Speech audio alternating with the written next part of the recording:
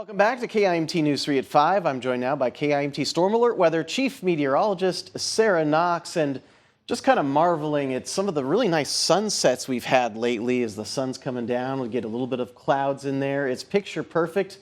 Different story over in Albert Lea as we were talking in the break.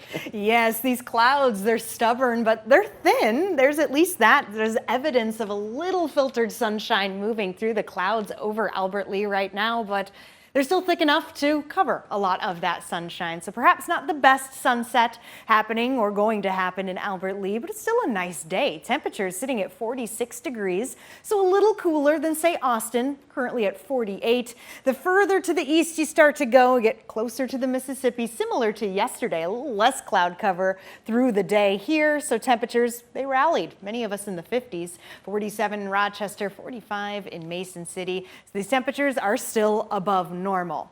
Moving over to satellite and radar, and it is picking up on that cloud cover I mentioned. Again, it's thin, but it is thick enough to cover the sun for some. Otherwise, these layers in the clouds causing some pretty cool skies as we saw earlier today in Mason City.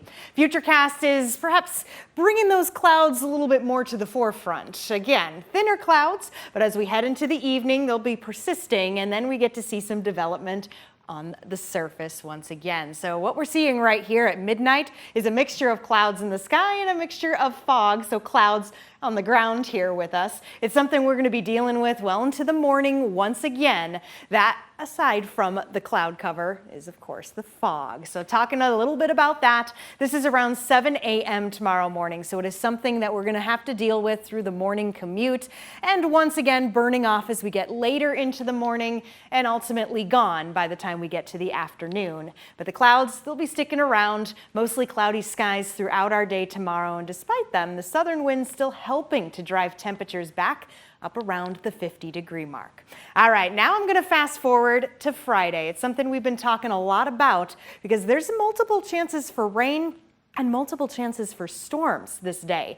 This is Friday early in the morning. The rain stays pretty decent, scattered to widespread as we come later into the morning. There is going to be a lull as we come into the afternoon, and depending on how much sun we can see during this time period will really help us determine how strong the storms could be as they're rolling in Friday night. So another round comes our way Friday evening, and a look at the severe potential. We're in the lowest chance, but a chance nonetheless, possibility for these storms Friday evening that they could become severe. Mostly looking at wind and hail, however, cannot rule out a stray tornado, even just a brief spin up. So a lot going on, a pretty dynamic system coming our way.